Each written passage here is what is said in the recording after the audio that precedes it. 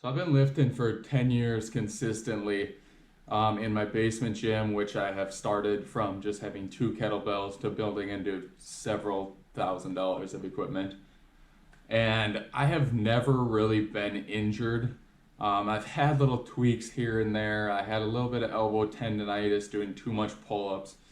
And I have kind of tweaked my back here and there, which was painful, but in a couple days later, it went back to normal and I was able to lift.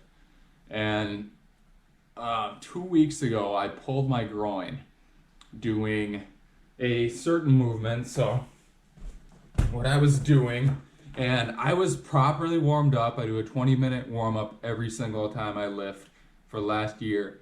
And I had already done 2 rounds of this same exercise. I was doing 3 rounds of 4 different movements for like a high intensity interval training, 15 seconds on, 45 seconds off. And I was doing ball slams while coming down into a deep lunge and then switching and going into a deep lunge and ball slamming. And I was like jumping in between landing, jumping in between landing while slamming. 2 rounds. On the third round, I pulled my right groin as I was coming down like this and slamming.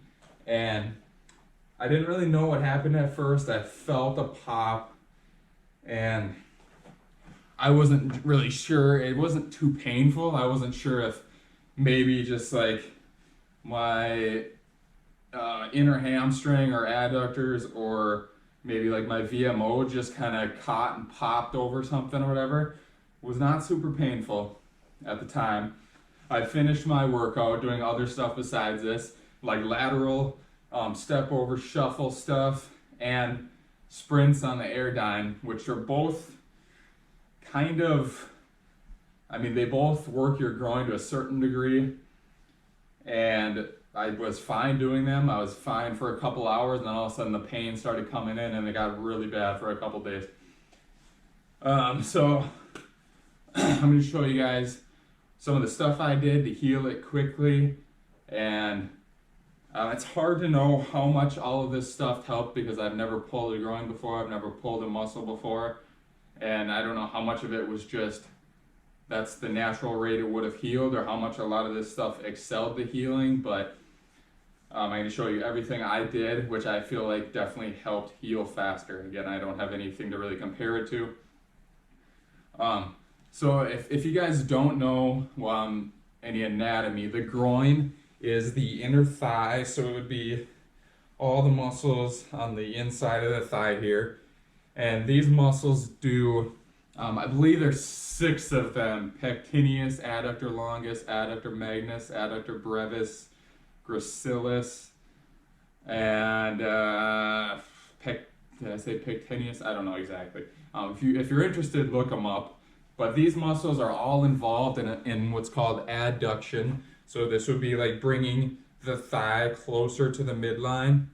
And then some of them are involved in hip flexion. So hip flexion would be bringing the hip up like this. So hip flexing up towards the body. Some of them are involved in hip extension, which would be like extending the hip behind the body.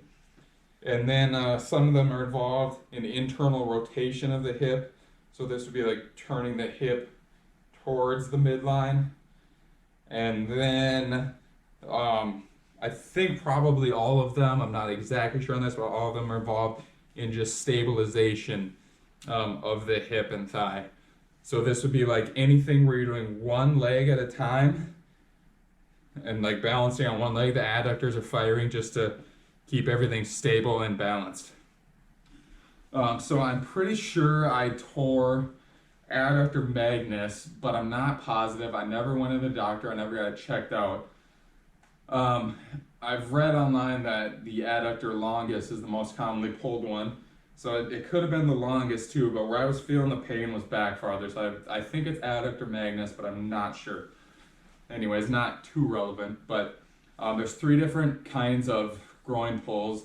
There's grade 1, 2, and 3. 3 would be like a total tear. So that would be you tore the muscle completely from the bone or from the tendon. and this would be usually accompanied by like bruising, swelling. You would see like with the blood pooling and bruising in the leg. Grade 2 would be not as severe, but you'd probably still see bruising and swelling. And then grade 1 is like the least bad of them. This would be like a very partial tear and not necessarily have any bruising or swelling. So I didn't have any bruising or swelling anywhere that I could see. So I'm assuming mine was a grade 1. And this is good news. This is one that's going to heal the fastest. And for the most part, it didn't hurt too bad, except when I would do like walking. I avoided working out after this, anything that would hurt it. I still kept lifting. I was still doing everything I could possibly do for lower body to keep my strength going.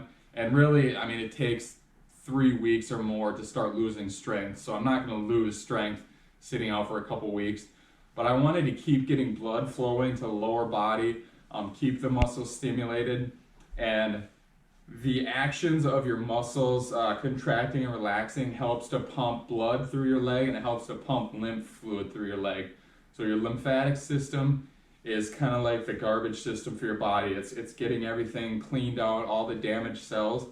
So the worst thing you can do when you have an injury is to just like leave it sit and not do anything to it, because all the swelling and everything goes there, and it can just kind of pool there and not get moved around too much, and it's going to slow healing. You want blood flowing constantly. You want that lymph drainage, and you just want to keep it active without causing pain.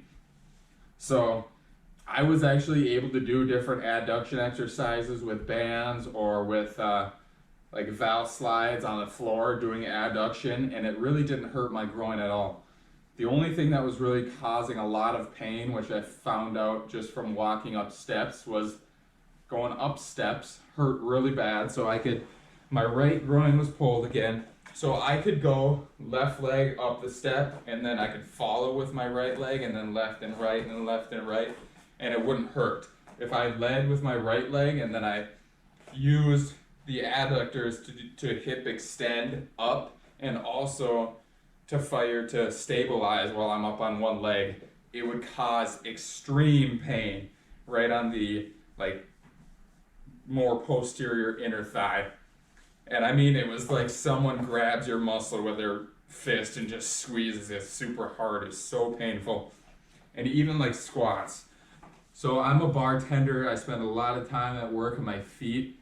And the first night walking, and actually the second night, just walking was kind of painful. Like every step I could feel, like every impact, I could feel a little bit of pain on that adductor. But it wasn't too bad. I was able to work around it.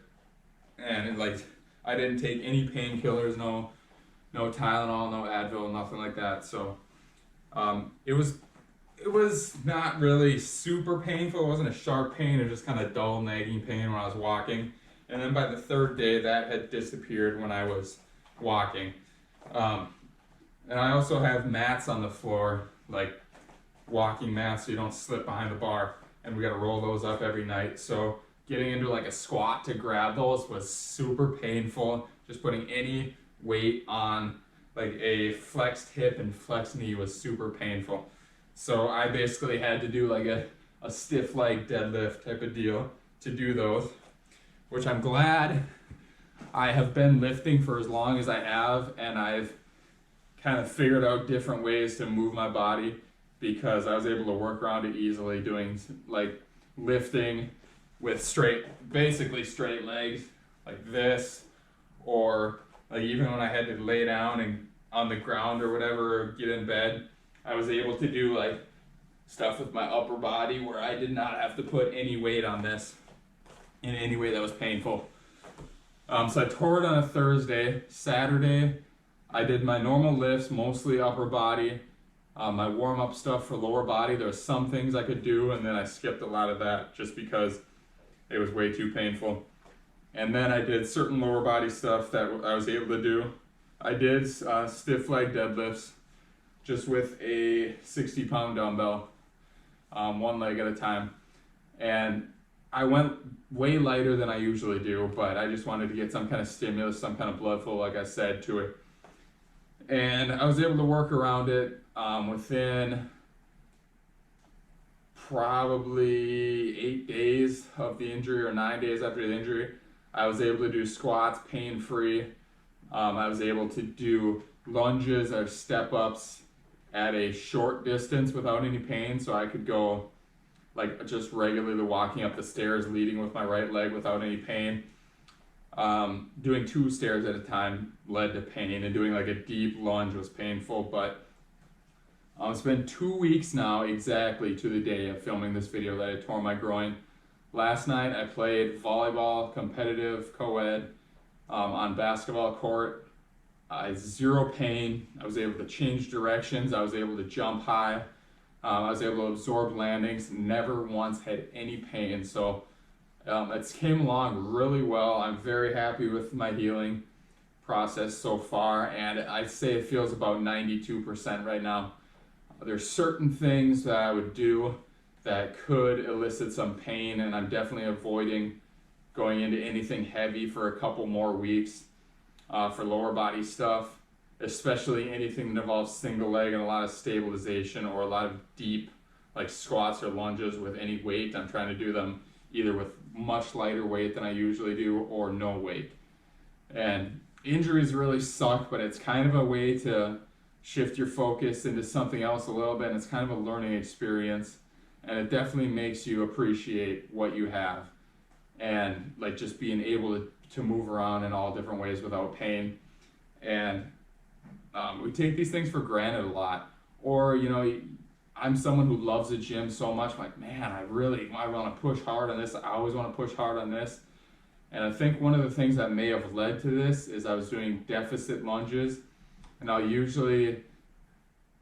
got kind of into deficit lunges, which would be like you're standing your front leg on just a 4-inch step, or even like a big 45-pound Olympic bumper plate, and doing lunges. And I was really getting into these, and then I think this might be part of the reason why this happened, because I was doing deficit lunges with like 180 pounds or so for sets of 8, and I decided to go heavier one day. I think 180 was the most I had done before that, and then I decided to go up to 225 for a set of 6. And it felt pretty good during the movement, but the next couple days my groin was sore just from going even deeper into that lunge with that raised surface in the front, on your front leg being higher. You get into a deeper range of motion, which can be good, but in the future, I'm definitely not going to go anywhere near that heavy.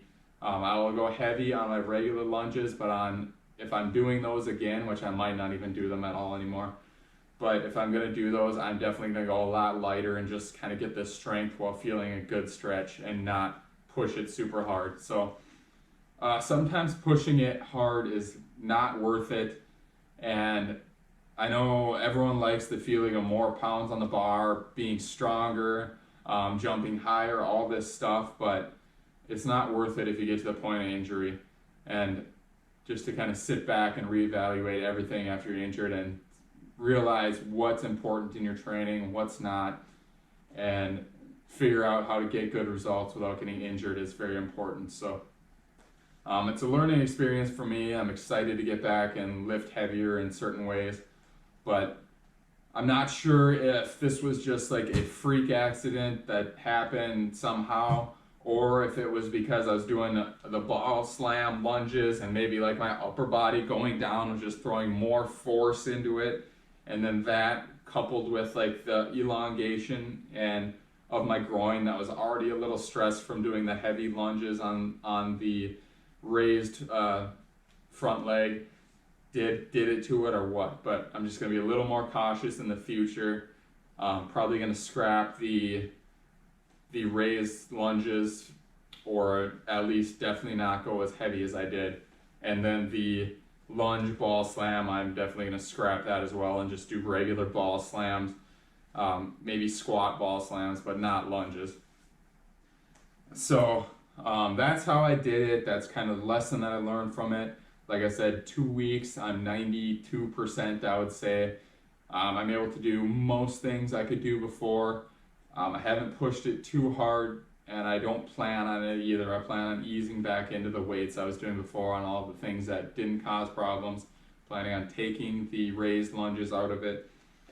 And real quick now, I've kind of been rambling for a little bit, but I'm going to show you guys some of the things I use that I think made quite a difference in the healing process. Again, it's hard to tell which one of these things helped the most or which even helped at all, because I've never suffered something like this before. I don't know what the typical time is back from a groin injury, but all of these things I think have helped me in some way. So first off, like I said, just keep moving. Do movements that are not painful. Keep the blood flowing to the legs, the hamstrings, the quads, even the groin. If there's any type of groin stuff you can do, just light movements that'll get the blood flowing, kind of stimulate the muscle. And one thing I didn't say is scar tissue. So your body lays scar tissue down kind of randomly, and there's not much structure to it. And the more you can get that muscle moving and back into action as quick as possible without provoking a lot of pain, that will help break up some of that scar tissue and lay down like good scar tissue.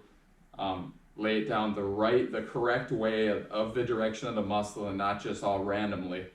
So if you're interested in looking up this stuff, scar tissue, and just how it gets laid down, it does not get laid down really well, and movement helps to structure that scar tissue better. Now just look into it more on like YouTube scar tissue or whatever.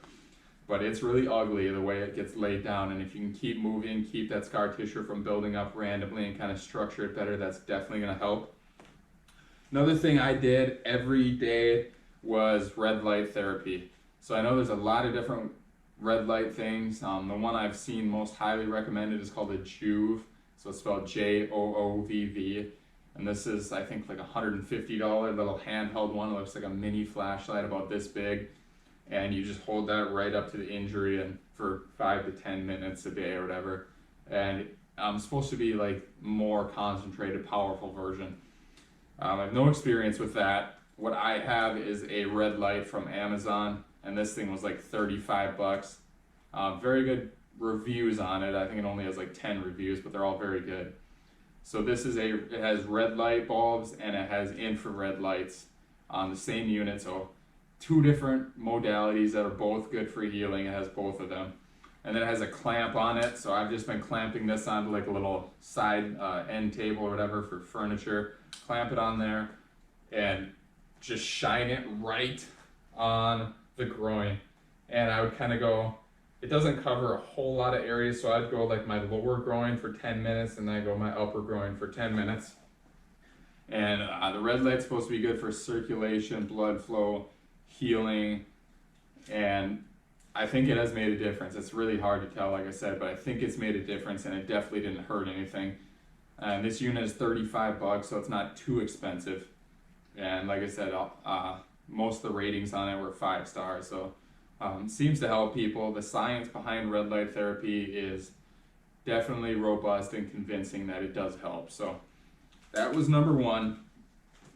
And then usually I would take a shower. I'd make sure my groin is clean, and then I'd put DMSO on it, and then I'd shine the red light on it. So DMSO, it's kind of controversial. I'm definitely not like prescribing you to use it or something like that. It's just what I have personally used. I do not believe it's supposed to be used on humans. Like the FDA has not regulated it. It's used in like race horses for soft tissue injuries, and you can look it up if you want to yourself. There's a lot of resources online, people saying it's magical, it heals soft tissue injuries so quickly, and there's people saying that it doesn't really help and it's potentially dangerous. So DMSO is a solvent, so if there's anything on, this is why I showered before, because if there's anything on your skin and you apply the DMSO, it will take that into your bloodstream also. So you don't want like chemicals or anything like that, residue on your hand getting into your skin. So you want to make sure you're clean while you're applying this.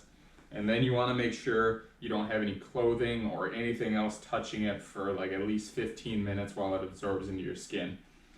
So DMSO, I don't remember exactly what it stands for, but it's like dimethyl sulfur, something like that. I don't know. You'll have to look it up if you're interested in it. But from what I understand, this stuff gets converted into MSM, which is like methyl sulfonyl methane or something similar to that. I don't know.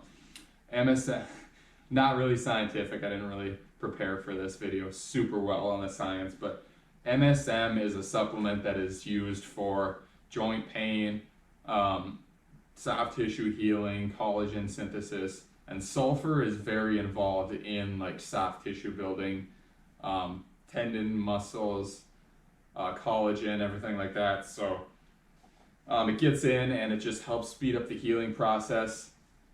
I really think this stuff helps a lot, and there's a lot of anecdotes online from running injuries or lifting injuries or any kind of soft tissue injuries that DMSO helps a lot. There's also stuff on there that suggests that you probably shouldn't use it. I don't know. I've used it with this injury, and I've used it on my elbow tendonitis before, and I've never had any problems with it. But I don't know, it's something you can research your own, use at your own risk. Again, if you're gonna use this, make sure you have the area clean and nothing is getting absorbed into your skin with it. So no chemicals or anything on your hands. You're just getting this absorbed into it.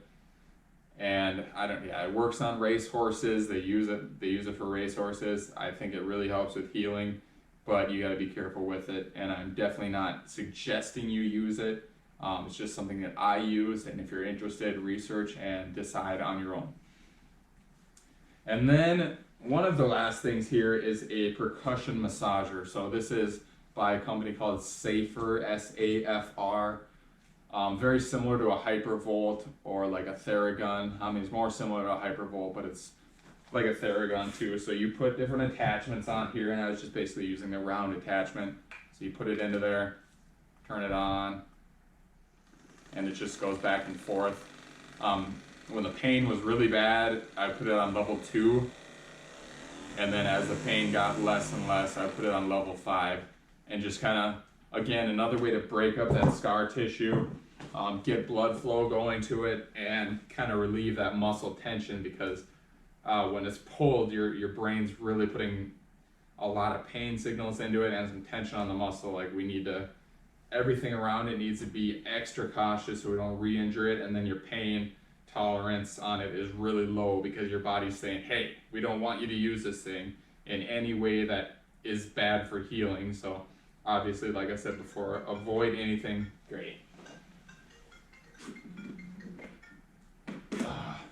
avoid anything that causes pain to it, but still move it in certain ways that do not cause pain. And I would massage on the level 2, which is like, obviously level 5 is the highest, so level 2 is just one above the easiest. And it was a little painful, a little tender, but it wasn't like sharp pain or shooting pain or anything about it like that. And I just did that for 4 or 5 days for like 10 minutes a day. Put on my DMSO, go under the red light for 20 minutes once that DMSO is absorbed into it. And you don't have to really worry about anything getting carried into your skin anymore. I'd wash my thigh off, and then I'd do the Safer percussion massage up and down the entire muscle, spending more time on any tender areas where it hurt. And then eventually, once it got better and better, I moved up to level 3, 4, and 5. So I was really able to get in there, loosen stuff up, and just break down some of that scar tissue and everything. And then one last thing I did, I got more collagen powder. So I would take, normally I lift 3 days a week, and I will take like a whey and a collagen shake after every workout 3 times a week. I upped this to 7 times a week. So, and I skipped the whey protein powder in it. So I was just having like some fruit, some banana almond milk, and a big scoop of collagen powder. And I had 2 different ones. So normally for my lifting, I had like a chocolate collagen powder, and then I bought a vanilla bone broth powder. And I was doing my lifting workouts, I was having my whey and my chocolate collagen shakes, and then on my off days I was taking banana almond milk, some frozen berries, and a greens powder, and then like the vanilla bone broth powder. I was taking that every single day just to get extra collagen and extra nutrients that are good for healing soft tissue. And I think this was the 5 main things. Just a quick recap. Red light therapy, 20 minutes a day, 10 on the upper groin, 10 on the lower groin. DMSO cream, again, look into that for yourself if you're interested in using that. A lot of people say it works. It's used on racehorses, but it's not really approved for human use. So I definitely am not prescribing it to you. This is just something I've used that I feel like has helped. Percussion massage after the red light, after the DMSO for around 10 minutes, starting at the easiest level that will not produce too much pain for you, and then ramping it up from there as you're healing and getting better. Extra collagen in the diet, whether that be supplements, whether that be actual bone broth, or just making like soups with marrow bones, different kind of bones from cow, chicken, pigs, fish, whatever, or like some very tough cuts of meat. Like I made a pot roast with beef shanks one night, so it's got the bone in, and then it's also got a lot of like tendon and connective tissue in it.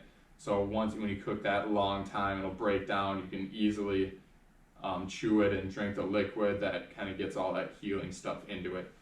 And then movement. Don't just sit on the couch and be like, I gotta leave it alone and let it heal. Move it in all different kinds of ways that do not produce that much pain for you. You don't want any sharp pain at all. Dull pain, if it's really dull, it's probably not too bad, but I really wouldn't push it that much. But just try to figure out anything you can do, even if it's just like little circles with body weight like this or whatever. Just finding something you can do to keep that blood flowing, keep that lymph tissue flowing and draining. Man, this is a really long video. I was hoping this would be kind of short, but if you guys are still sticking with this, thanks for watching. If you have any questions on the injury itself or anything else I did, or where you can purchase any of these things, feel free to leave me a question in the comments. Again, thanks for watching. Hopefully, if anyone has any groin injuries, watching this video will help you out, help you heal a little faster, and get back to doing the things you love to do. I appreciate any subscription. I'm going to be making a lot of videos of basement workouts and stuff like that, and hopefully learning some lessons from my injury. So I appreciate any subscription if you guys are interested in any of this stuff. Again, thanks for watching, and I will see you next time. Hopefully, if you're watching this because you're researching your own groin injury, hopefully you learned something and you can speed up that healing faster.